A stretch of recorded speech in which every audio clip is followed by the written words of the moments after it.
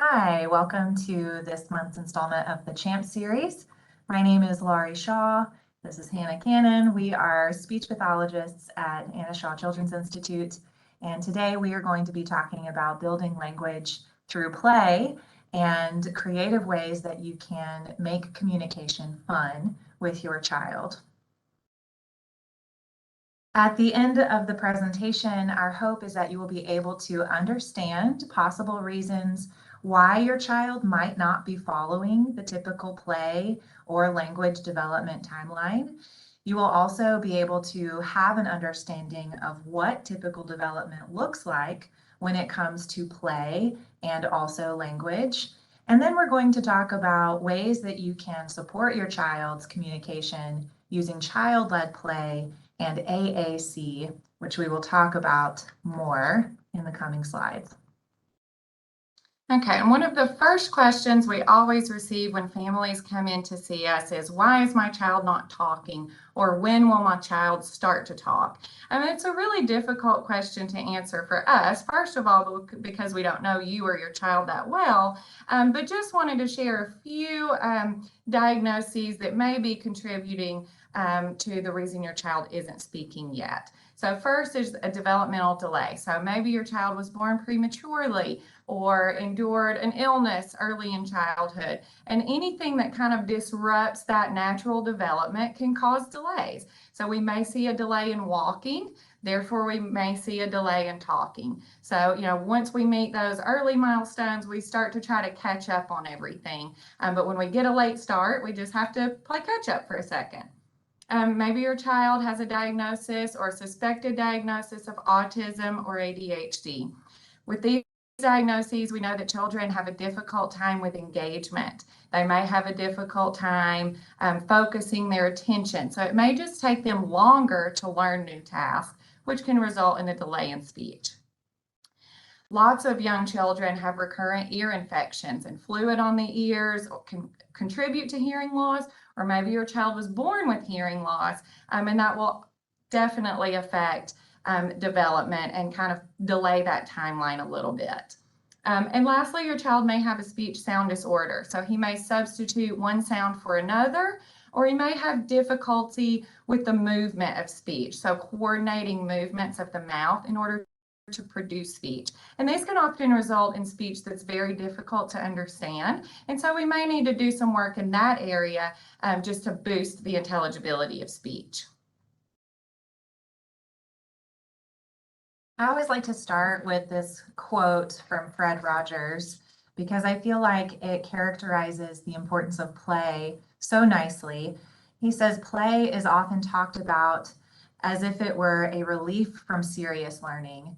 But for children, play is serious learning. Play is really the work of childhood. So we say this all the time in our practice, and we encourage you as caregivers and as clinicians to really make play the center of your intervention, whether you're in the clinic or you're at home, because children really do learn best when they are having fun. So we wanted to kind of take a moment to talk about what typical play development looks like. This is just a very general, broad stroke understanding of what play looks like as your child is developing through the stages. Obviously, there's going to be some overlap between these stages, or your child might be excelling in one area and still needing some support in another. But for today's purposes, we're just going to talk generally about how play develops. So you'll see on the left-hand side of the screen, in infancy, our play kind of looks like indiscriminate actions on objects. So your child might be putting things in their mouth, they might be banging toys together, just kind of figuring out how the world around them works and how they relate to it. Then as we move into toddlerhood, you start to see this more purposeful play with our toys. You might see stacking of blocks or completing basic puzzles. And then we start to see some more nuanced kind of play patterns, symbolic play like feeding a baby doll or putting pretend food in a pot to cook. Then we evolve into games with rules when we're into the preschool, early childhood education realm. And then that kind of evolves into some more sociodramatic play. So playing things like house or doctor or good guys, bad guys, these rules that are kind of hidden and intrinsically social. You start to see these more complex play patterns. Okay, and as your child is developing play, there are pre-linguistic skills that are very, very important to develop before words emerge. So things that we must have in place before we can expect a child to learn to talk are reciprocal play. When we take turns in play, we're going back and forth with an object or a play activity. We're mimicking the back and forth that occurs in conversational speech. So we have to have that turn-taking piece in place. We also have to have joint attention. So your child should want to share things with you. When you look at something or you point to something, your child should look in that direction or bring you objects to show you and really show you that they want to share what they're interested in and also that they are interested in some of the things that you may be showing them. Playing social games is a very important piece. Get high fives, blowing kisses, playing peekaboo, all those little games that you play that may seem like things that you do with a younger child, but if your child hasn't developed through those steps of play, this is a great place to start in building the foundations of communication. Once we have these in place, we start to see children naturally start to imitate us. First, they imitate the actions, the things we do, and then they may start to imitate some sounds and even words that we say. We also see communication start to emerge with gesturing and pointing. So our child pulls us to the things they want. They wave bye-bye. And so they're starting to use early communicative gestures, even though they may not have the words yet. Okay, so if your child is in this area, I have a couple of handouts. We like to share these with families a lot. So if your child is a patient in Anna Shaw, you may have seen these, or you could ask your therapist for these if you feel like your child is kind of in this area. But just have these pre-linguistic skills listed here on the right side of the screen with some ideas of how you could incorporate that if your child isn't doing those things yet. Also on the left, exclamatory words and gestures. If your child is starting to imitate action, so clapping, then we can start to pair those sounds with it. We say, yay, bravo, right? When we're waving, we start to pair the word bye-bye, and we wait and we expect our child, we kind of show them we're expecting them to imitate us. Once we have these skills in place, then we're ready to move on to language learning. Okay, so let's talk a little bit about this. We have a couple of ways that children learn language. So I'm going to start on the left side of the chart with our analytic learners. These are our learners that we consider to be typically developing. It's what we see most often. And these stages tend to go along with ages. So at age 1, in stage 1, our babies start to use single words. As a general rule, we want to build that vocabulary of single words to at least around 50 so we can move to stage 2. And again, at age 2, that's kind of when we expect our kids start to combine 2 words together. So instead of more, now they can say more juice, more please, mom, more. Okay, we continue to build vocabulary as we move into stage 3 using simple sentences. And then by age 4, we're really using some good, complete, and more complex sentences. Okay, again, if your child isn't doing this yet, even though he's 1, he's past the age of 1, maybe he's 2 or 3 years old, we still may be in stage 1 if we haven't developed any single words. Okay. Our second type of language development is Gestalt language. These are our kids who are using echolalia, and if your child has a diagnosis of autism, you may have heard this term before. If not, echolalia is just the repeating of speech. For a long time, we thought that perhaps echolalia indicated that a child didn't understand what was happening, or they were just mimicking but didn't know what they were saying and it was meaningless. But research is showing us more and more that echolalia is meaningful speech. And it develops just a little bit differently. So if we look at stage 1, and I'm not going to attach this to an age, because this could be any age that a child could start to use Gestalt language. You notice that your child is using complete sentences.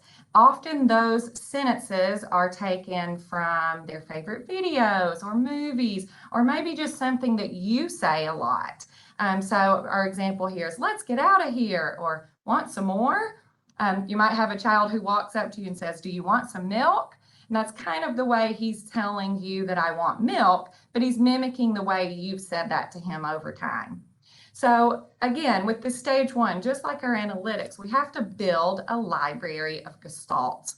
So we're using these whole sentences to communicate in different contexts. So as we build that library, we move to stage two, where we can break those sentences down into smaller parts or smaller units and recombine those. So instead of let's get out of here, we may be able to say, let's get some more. Want out of here. So we're building a little more flexibility into our language at that point. In stage three, our Gestalt learners learn to isolate and recombine single words. So now you can see that we're kind of reaching a stage one with our analytics. So we've broken language down into a unit of a word. And so we really are able to build a lot of flexibility in language this way. Don't worry, your child isn't regressing when he goes from using full sentence gestalts to stage three isolated words. That just means he's understanding that language can be broken into a smaller part so that he can use it to create more novel utterances that are more appropriate to the context of what you're doing. Then as we get into stage four and above, we have some really good functional communicators who are really able to start building sentences. Okay, so this is a lot of information here, but kind of think about how your child is communicating with you now. Is he using single words, or did he go from silence to using a full complete sentence? Okay, if he started with that full complete sentence, we may be looking at a Gestalt learner, and so that's just going to, as we move through the slide, it's just going to adjust the way we model things for our child. Okay. I would like to share this illustration. It really just summarizes that language development piece. So on here we have two children. We have our girl on the right. She's our word baby, or our analytic learner. She is pointing to the ball, she's looking at the ball, and she's learned to say the word ball. So for her, we're going to move her into stage two by adding a word. As we move through the slides and we get into intervention, we really want to identify the developmental level of your child, and then we want to work at and then one level above that in order to progress their skills. So we might say more ball, mom, ball, throw it, catch it, to help progress her language. Our boy on the right, he's not really looking at the ball. He's saying something, but we can't really tell it's a word. And if we could see into his mind's eye, we can see that he's thinking about a baseball game that he went to, or maybe a movie he watched about a baseball game. And so he does know what this object is, but he hasn't learned how to express that in a way that other people can understand. So in this case, we're working with a Gestalt learner. So we want to build those phrases. Look, it's a ball. Can you throw it? Let's catch it, in order to build his language. So we've touched on play development, pre-linguistic skills. Now we're going to kind of get into that language acquisition piece. All of these kind of, if you think about a recipe for this functional communication, this child that is able to communicate their needs to anybody they'd like, they kind of all go together to create this nice big functional system of communication. So if you are wondering, okay, I understand play, maybe my child is doing some really nice things, but we are still not in this sweet spot of that universal functional communication across all settings. We're going to kind of dig a little deeper here to see what we can do to support your child there. So if your child is not verbally communicating consistently, or maybe we're kind of at the cusp of that level, you might see communication happening in other ways. A lot of times we encourage family members or clinicians, and I know we always are constantly asking ourselves, what is my child's behavior or what is my patient's behavior trying to tell me? So if your child is not yet verbally speaking, they might be leading you by the hand, or they might be engaging in tantrum behaviors because they're feeling frustrated, or they want something and they don't know how to express it in a way you understand. They might just help themselves and start to get things themselves. We hear that a lot. So why is this a problem? I mean, if it's working for them, they're getting what they want, why is that a problem? Why do we intervene? Oftentimes what we see is that this language that you might have created with your child, where they're leading you to their juice that they want, or they are bringing you the remote and you know they want to watch a certain video, that is a beautiful communication that you guys have set up, but it is not universally understood. This can lead to a lot of frustration in school setting or at grandma's house, or when a babysitter or a family member comes over that isn't familiar with how you and your child have set up your communication system. So in that instance, we really want to focus on giving your child a way that they can communicate with anyone that they would like in any setting. So this is when we bring in something like AAC. I mentioned it at the very beginning. We're going to take a little bit of a deeper dive into what exactly that stands for and what that might look like. AAC stands for Augmentative and Alternative Communication. And I like to kind of explain it as just layers of support that we are adding into your child's communication that they are already doing. So it can look like a bunch of different things. You might have a low-tech AAC system that might be sign language or pictures. We use picture books a lot in our sessions where we offer choices. Your child might be bringing you pictures of their favorite toys or where they would like to go. So that's considered a low-tech option. We also have high-tech systems, which are a little more sophisticated and often involve something called a speech generating device. The speech generating device is something that often has a dynamic display, meaning the child touches it and something happens, and it might navigate to another page. It has a nice auditory feedback. We think speech generating, you push a button and it talks. We often want these to be portable. We want them to be universally understood. So if I were to pick up that system and the child were to activate it, I would know what that child wants. Hannah would know what that child wants. Their teacher would know, that your neighbor would know. Anyone that they're communicating with would understand. Now, what we have found to be really successful with these kiddos who are in this kind of emergent communication stage is we want to make it as easily and efficiently accessible as possible. So we really like recommending programs that have some type of motor planning component to it. This means that the child is not having to think really hard about where to find that picture of juice or where to say help. It is really built into that muscle memory and that motor plan of that specific message. Okay, and the system that you've probably heard of if your child is a patient here at Anna Shaw is LAMP. So we're going to talk to you a little bit about that. LAMP is an acronym for Language Acquisition through Motor Planning, and it really encompasses all of those required features that Laurie was just talking about. So it's an AAC approach that's designed to give those who have limited verbal output a way to express themselves using a speech generating device. Now, we'll sometimes use this as a low-tech option as well. We'll talk about that a little bit more in a second. But on the high-tech side of things, this system provides the user access to over 3,000 words that take no more than a sequence of 3 buttons to access. So I'll show you what that looks like here in our next slide. This is the home screen. So on the home screen, we have 84 buttons, 82 words. So just starting here is a great place. So like I said, sometimes we will just use this as a low-tech option where we'll point to the word and then we'll say the word and see if our child can imitate that word or imitate pointing to that word to learn something new. But on the high-tech side of things, we really like to give this example of how you are sending a text. So when you open your phone and you want to send a text to someone, you aren't thinking about the movements that your fingers have to make in order to type that message.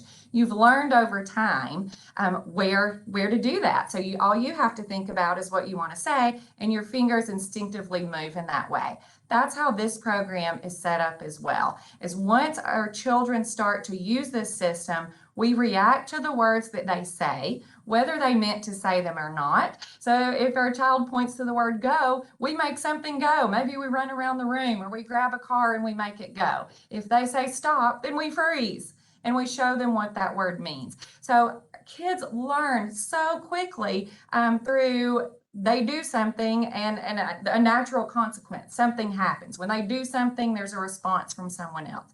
And so it's a really great way to teach language for our kiddos.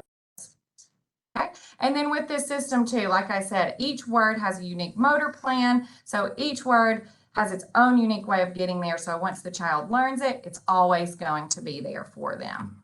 Okay, let's talk a little bit about why these words. So the LAMP system has 82 words here, over 3,000 words. And just a quick note that our average toddler has a vocabulary of around 1,100 words, okay? So we want to give our kids access to as many words as possible as early as possible. If we go back to that first slide where I was talking about some of those diagnoses or some of the reasons that your child may not be speaking yet, maybe he just can't. Just because he can't speak yet doesn't mean he can't understand what's happening around him. So your child may have a much larger vocabulary than you think. He just hasn't been able to show you that yet. So that's when we bring in AAC, we're often surprised how quickly our kids pick up on it because they already know these words. They just aren't able to verbalize them yet. So I wanted to share this when we're talking about how we choose words that we want to work on, what our targets are. As this is a study that's been replicated over and over through the years. It's been completed with toddlers, teenagers, adults, and geriatric populations. And we have really found this list of core vocabulary, words that we use often and in a variety of contexts. So if you take just a moment to look at this list, you'll see some really functional words we can use anytime. Finished, go, more, want, help, yes and no. All words we could be playing. It doesn't matter what the toy is. It doesn't matter if we're at bath time or dinner time. We could use any of these words to communicate our wants and needs. And so I wanted to just quiz you for a second. So there are 23 words on this list. In this study, where we recorded toddlers over a period of time, and then some poor soul analyzed everything they said, and found out which words they used most often. What percentage of speech do you think these 23 words made up in toddler speech? Ta-da, 96%. Okay, so if you notice, there aren't a lot of nouns on this list. So we're not saying color words and shapes and cookie and ball and bubbles, right? What our toddlers are really saying to us is, I want more. That's mine. Stop. No. So we're hearing those nouns less frequently and these core vocabulary words more frequently. So whether you're working on verbal speech or AAC, this list of words is a great place to start for targets. So now that we know what words we are wanting to work on, it is so tempting once we get our child successfully communicating, we'll use more, for example, successfully communicating a word like more, it is so hard for us not to set up a situation in which that child has to repeatedly ask for more. We are going to talk about the importance of play-based intervention and setting up the environment so that it's not a kill and drill kind of repeated practice situation, but it's more of an organic, natural, play-based and child-led intervention. Children actually learn new skills and retain information best when they are engaged in a meaningful activity that they enjoy.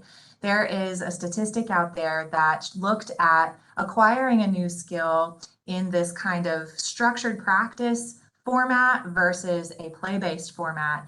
And this skill actually took hundreds and hundreds of repetitions within the drill practice versus just tens of repetitions in a play-based activity. And the reason being that child in the play-based activity is having fun, is naturally engaged, and is making those neural pathways in their brain to learn that new skill.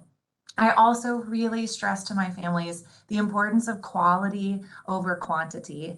If you have a beautiful moment with your child and you guys are connecting with each other and you have this great moment where they successfully communicate more, for example, that you have won the day. That is all you need for that day. You do not need to worry about contriving things to pull that word out again or show their aunt when their aunt gets home. It is so easy to lose that beautiful connection and that quality of communication over the amount of times that they do it. So as you are trying to teach your child these new skills, there are some ways that we can kind of create an environment that would be more conducive to practicing these words. We are wanting to offer activities that are functional, so meaning they are going to serve some purpose for that child, or they are going to make something happen in the environment that is useful. We want this activity to be extinguishable, which is really just a fancy word to say you want there to be a clear way to be able to take it away or for it to stop. So for example, if your child, we had an example recently where this child loved pavement and this child just really wanted to sit on the sidewalk and look at pavement all day. Well, you can't take away pavement. That is not something that is easily done.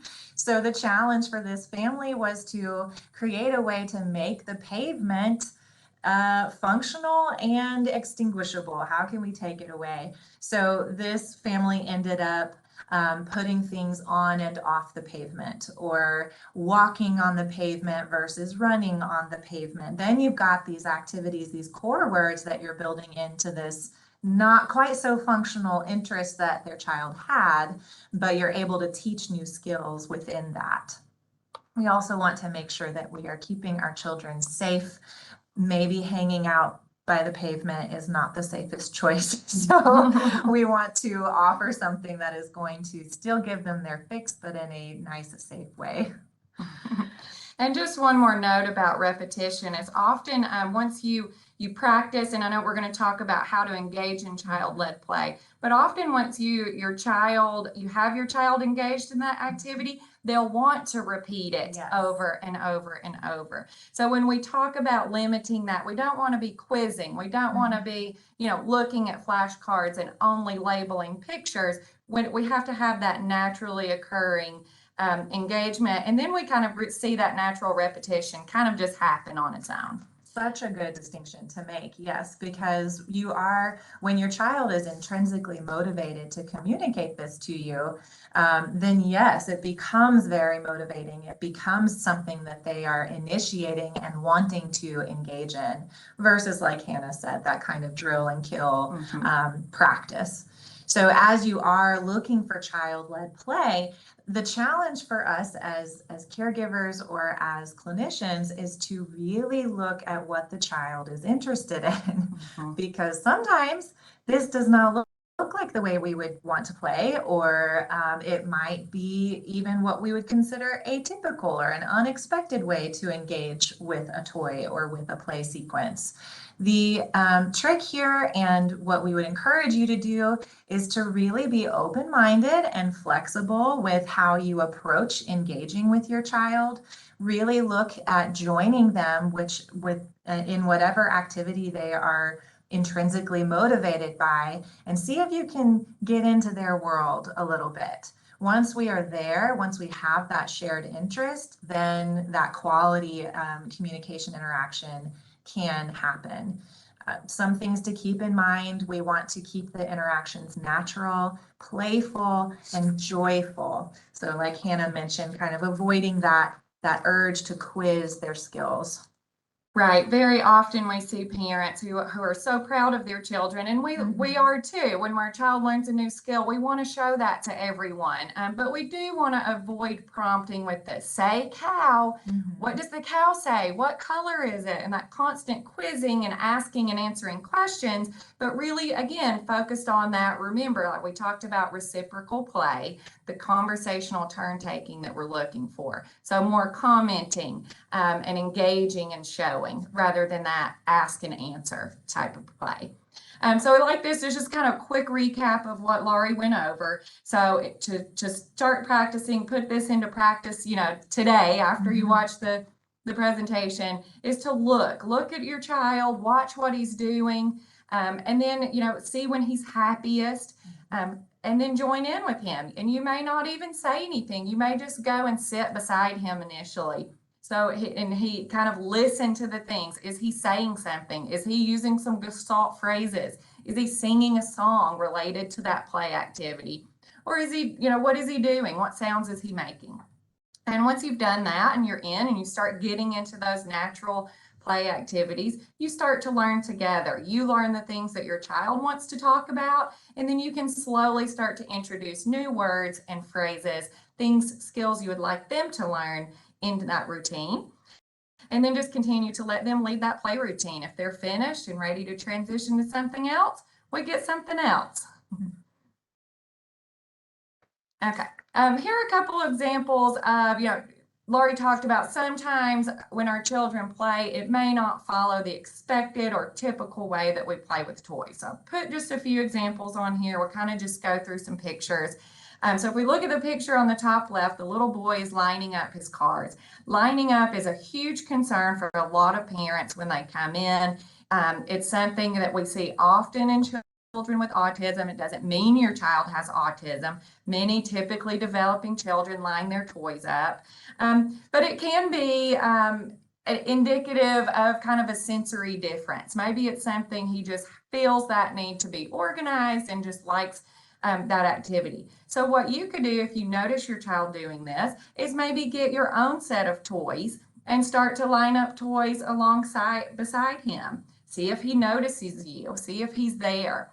Then as he slowly becomes comfortable with you being around, maybe you can show him how the car can roll. It can go down. Uh-oh, it fell down. So we start slow. We start by even imitating the things that our children are doing with toys. And then once we've gotten their attention, we can slowly start to introduce some new ways to play with those toys. Or maybe if he doesn't let us, sometimes our kids are a little protective, especially if they're have a sensory need that they're fulfilling when they're lining up, is we may just kind of narrate what he's doing or talk about the cars without actually engaging with him yet until he's comfortable enough for us to do that. Okay. A lot of our kids love letters, okay, and we love the alphabet and learning letters. Again, a lot of our children with autism are hyperlexic, so they may not be using words to communicate functionally, but they may already be able to identify and label all of the alphabet letters. So we can definitely bring those letters into our play. One thing I like to do, I have the little drawstring bag over here. Maybe we put the letters in the bag, then we can take turns taking one out. Then we can label it. We may attach that letter to someone familiar. D's for daddy. Where's daddy? There he is. So we can really turn something that can be very sort of robotic or rigid into something that is very social by attaching meaning to that activity. A lot of our kids also like spinning. So the bottom left picture is our spinning stacker. If you have a child that's a patient in Anna Shaw, you've probably seen this toy. It's one of our favorites. But again, a lot of kids, ADHD or any kind, really just in general, it's fun for things to watch things spin. So if that's something your child enjoys, we can fulfill that sensory need. We're watching things spin, but we have so many other words we can use with this toy. Put it on, going down. This one is big. This one's little. So many activities we can do just with this one toy. So much language that we can learn. Our next picture, this little boy likes to sort. So his mom just put down pieces of colored paper on the floor. So he's sorting his blocks. Then you can transition into building something with blocks. Can you make a green frog with the green blocks? Let's build a house. So again, we can fulfill that need, what our child enjoys doing, sorting, and then slowly introduce a new activity. The last picture is just a set of nesting bowls. These are just fantastic for anything. Lots of kids love that fill and dump play. So we can fill the bowl up and then we dump it out. We can flip the bowls over and make a drum set with some spoons. We can make drums or make the bowls into hats. So many things you can do with just a common household item. Okay, so it really leads into, I love this slide. I found this somewhere on the internet. I'm not able to give credit where credit is due here, but I did not make this, but I really love it because we have a stick, right? But this is not a stick. It's a wand, it's a guitar, it's a horse, it's a sword, it's a fishing pole. So many things that it can be. Your child's imagination can guide you, and your imagination can guide your child. So get outside, build that connection, and start playing. And I think you'll see that language and communication will just naturally start to emerge. On that note, these are just some real life examples that have happened in therapy sessions where a child had maybe a repetitive or restrictive interest. And my challenge then was to pull some functional language or some communication out of that.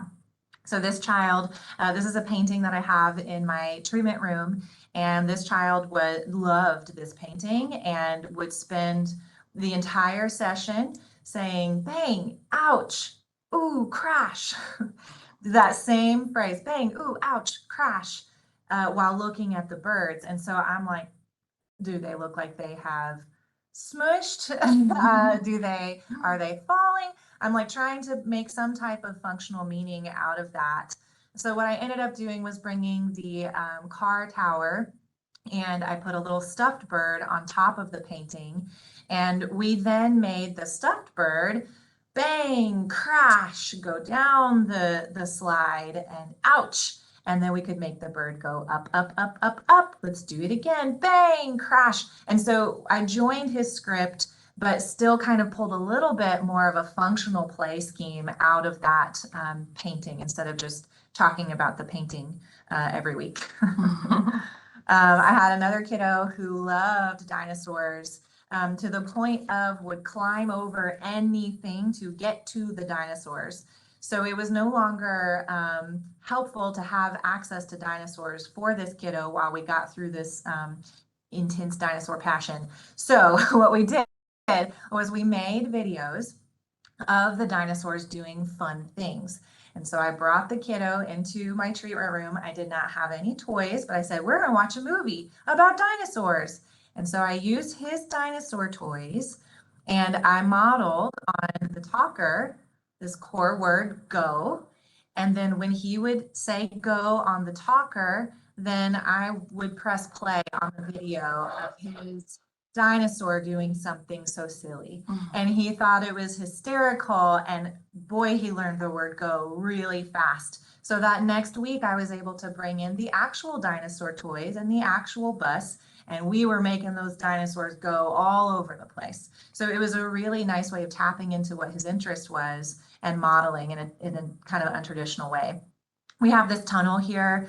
It is a tunnel that you crawl through at first sight, but it can also be a lot of fun other things, like Hannah's stick visual. Be really trippy hide and seek. Wow, magic trick. The animal disappears. Whoa, where did it go? Dog, where are you? There you are. I see you. Make it go up, make it go down. It can be a really awesome way to play peekaboo. I see you. Whoa. Uh-oh, where'd you go? There you are. It can also be a really nice cause and effect. Ready, set, go. Oh no, we went back. Hold on. Try again. So it can be a really fun launch where we launch the tunnel, and sometimes it bonks our head, and that's just the most hilarious thing ever. So if you think creatively about these toys and maybe not be so stuck to how they are intended to be used, you can actually have a lot of really quality communication moments. Absolutely. Again, it's about building connection, not focusing on necessarily the way that toy is intended to be used. So lastly, we just have a few, these are just some suggestions of some great toys that we like to use here, but toys that can help develop communication skills and really provide that fun and natural language opportunity. On the left, we have bath toys. Most kids love bath time, so it's a great way to introduce new vocabulary, new skills, kind of just build that playful behavior in the bath. Music toys are fantastic. If you suspect your child's a Gestalt processor, they probably love music. And so you may be able to play out some beats and sing some songs to build engagement with your child that way. Racetracks are fantastic. One of the things you saw, Laurie's great idea of bringing the car track in when her child was kind of stuck in a script that she couldn't figure out. That's another thing I like to do with the letters. So the ABCs can go down the car track as well, and that's really fun. So it's not just an A, now A can go fast. Also a farm set. Animal sounds are a great place to start as far as building imitation, that verbal imitation that we're working on, animal sounds, plus lots of concepts. The animals can eat, they go in, they sleep. It's just so much pretend play that can happen with a farm set. On the right side of the page, kitchen toys are great. They mimic real life activities. So building pretend play, again, is just going to help your child progress through that developmental scheme of going from very simple exploration of toys to really engaging and pretending and more natural and real life activities. Dress up sets are fun. These are great for kids, especially those who need a lot of movement. So if your child struggles to sit and focus on a task, dress up gives them that movement of putting things on, and then we can run around the room and kind of play something out, play out a scene, and have some really fun, use some really expressive and exciting language. And then baby dolls are great, again, mimicking real life. We can work on body parts that way. The baby can eat, the baby can sleep. We put our clothes on. So a great way to work on pretend play. And then lastly, blocks. We can do so many things with blocks. You saw the sorting activity that we talked about earlier, and just really encouraging your child to use their imagination in playing. Okay. All right, so as we wrap up, just a quick review. So we started with, why isn't my child following these typical language and play developmental norms? Again, there are so many reasons that your child could have a speech delay. And what I always tell families is it really doesn't matter to me what a diagnosis is. My goal is to identify your child's strengths, identify your child's developmental level, and then start there and build up. So meet your child where he is, and just start playing. Okay. While we are playing, we want to follow our child's lead. When we're thinking about typical development of language, model, that is incredibly important. And just in general, to support your child best, look for that quality over quantity, follow that moment of joy. You'll hear us talk about that moment of joy.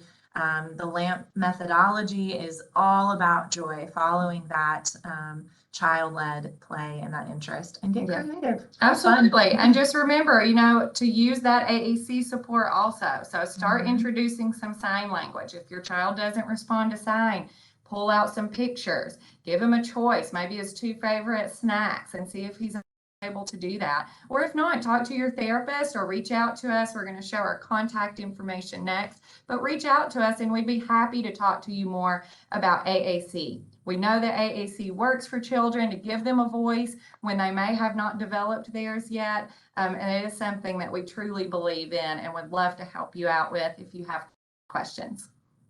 Wonderful. Thank you so much for tuning in. Like Hannah said, if you have questions, our contact information is on this slide. We would love to hear from you. All right. Thank you. Thank you.